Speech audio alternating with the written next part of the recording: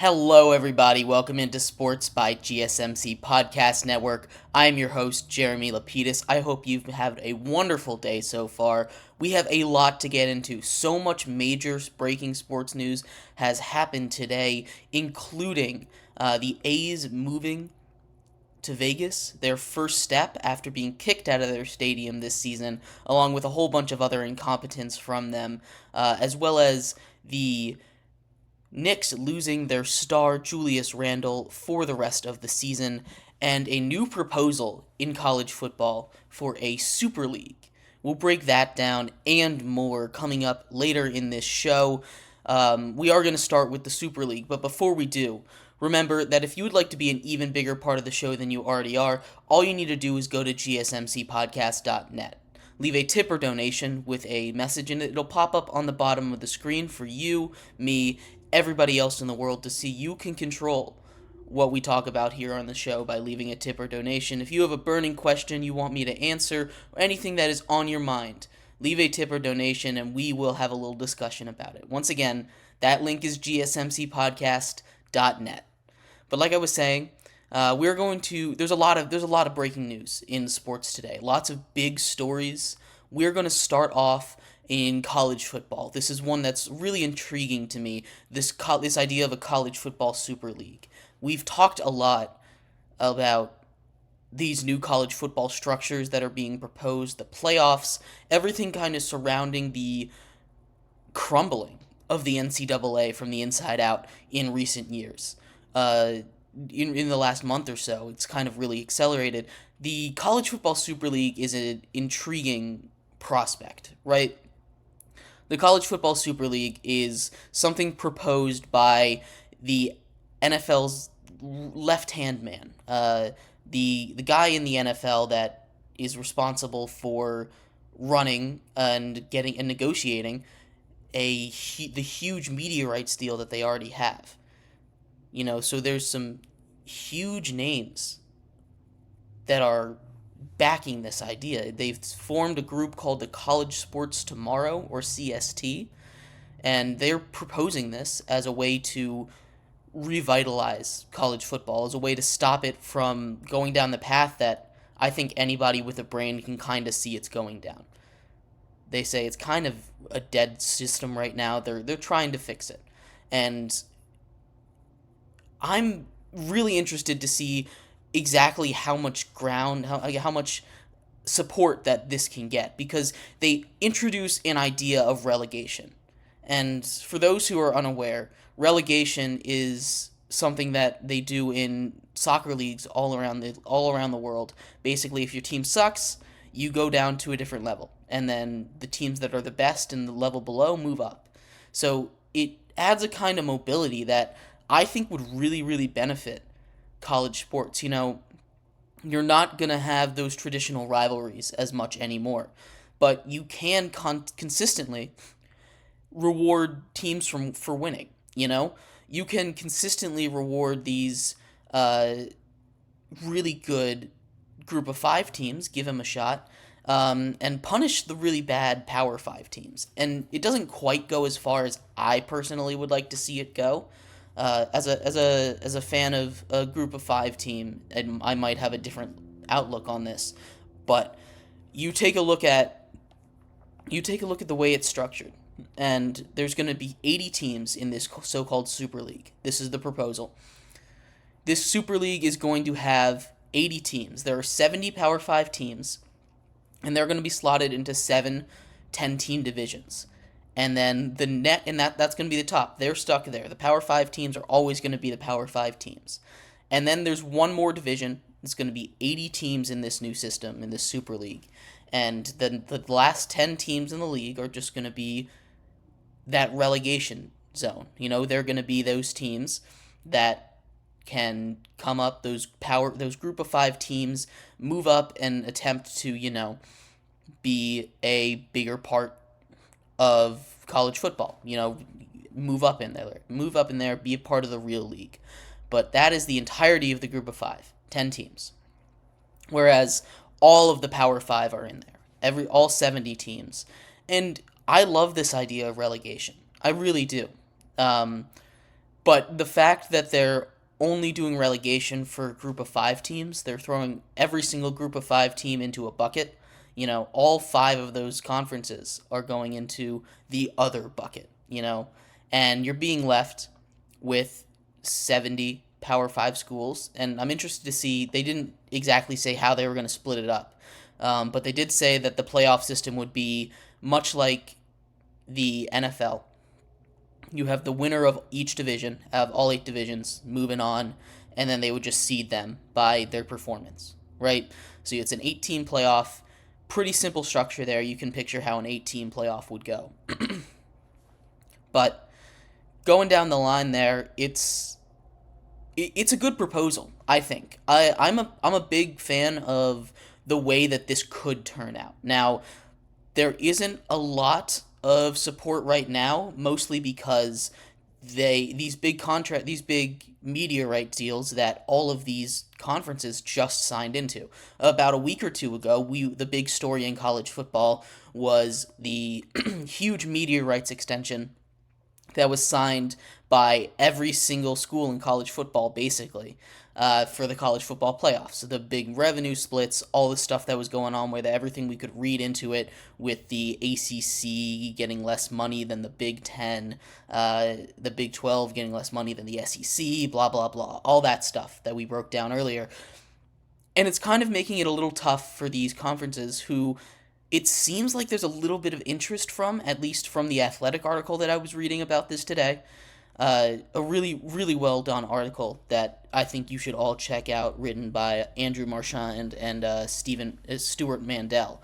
Uh, you know, it's again, go check out this article. It's very good. They do a great job of explaining exactly what's going on with it.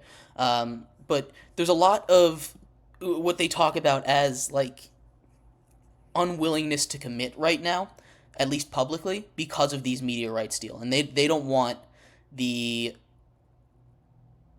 networks that they're signing on to just now to be angry with them or do something to pull those media rights deals that are making them billions of dollars. They just signed a near $8 billion deal to get these to put it on ESPN. This would get rid of the independency status of a team like Notre Dame. So to get to 70 teams, because right now, they're like I said, they're taking all the Group of 5 teams. There aren't quite 70 Group of 5 teams, or Power 5 teams, excuse me. They would include Notre Dame and ACC, the newest ACC member in SMU. So all of these teams would be in the top tier of the Super League, and the top tier of the Super League would never change.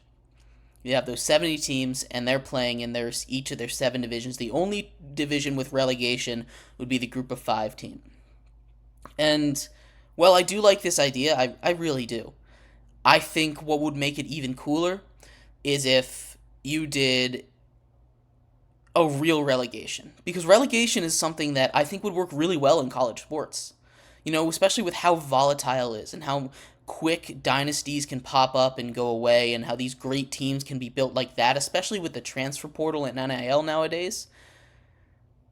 It's something that, first of all, this new Super League would be trying to fix. That's one of the main things that they're trying to do. But having real relegation, I think, would add a whole new element. It wouldn't have the casual fan saying, "Oh, we suck, it doesn't matter, we'll be back next season." It puts more emphasis even on bad teams. It's a great way to get rid of to emphasize players playing hard always. But you take a look at like I said, one of the goals that this is trying to fix is the whole NIL situation, and it does propose that they have a CBA. It proposes a collective bargaining agreement only for football. This is very important, that this league is only going to exist for football. All the other sports are going to stay the same, the way that it is, with the conferences aligned the way that they are. This proposal, if it got accepted, would only be for football. So we take a look at a new CBA specifically for football players. It allows the NCAA to act more like a real sports organization, not a nonprofit. Uh, to act more like the NFL does. Help them enforce rules that they've had trouble enforcing rules because otherwise they'd be called a monopoly.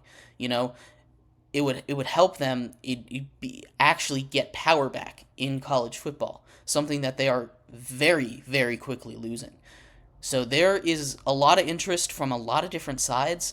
The thing that worries me a little bit is the business sizing of college sports, and I'm all for college players getting paid. But when you start negotiating collective bargaining agreements for college students, and specifically for college football students, it isn't even the rest of the athletics. It's only for those college football players. It's gonna be a different,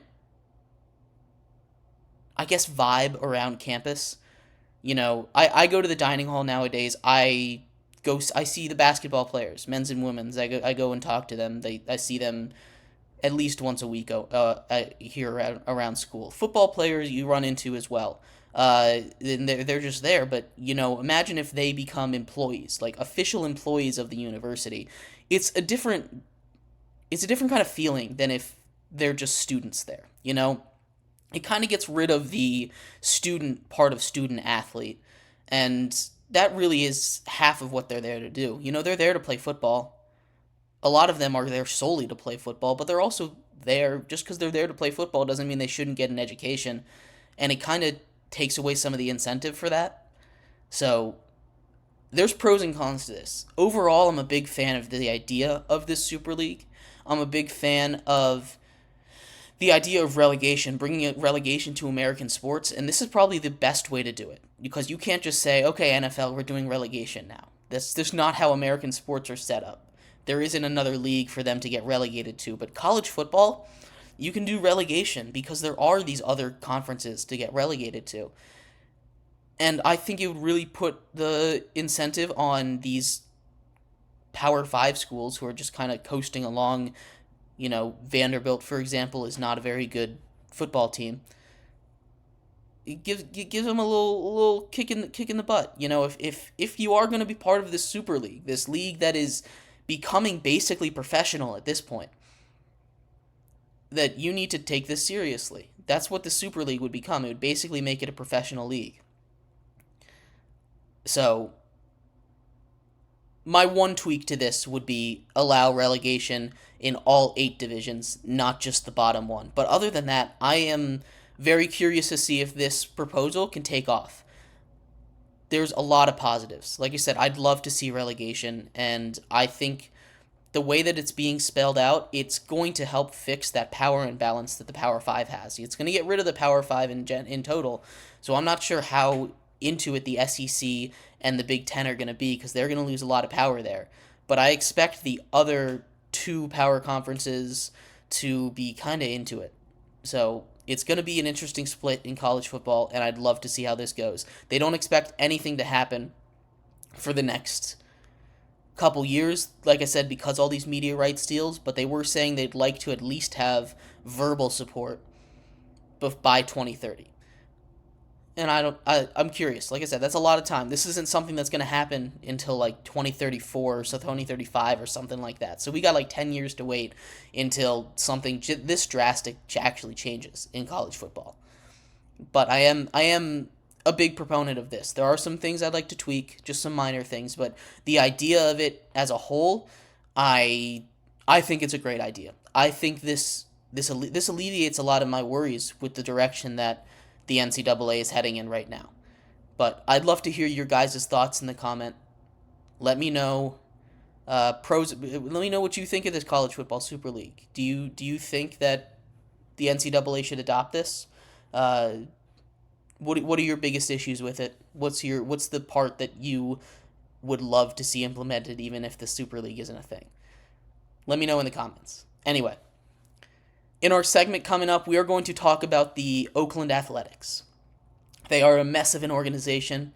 They are attempting to move to Las Vegas, but their stadium deal runs out in Oakland this year, They just made an announcement today about how they're going to handle that, as well as just some other news about what has been going on in Oakland just in the first week of baseball. Stick around for that. We'll be right back on Sports by GSMC Podcast Network.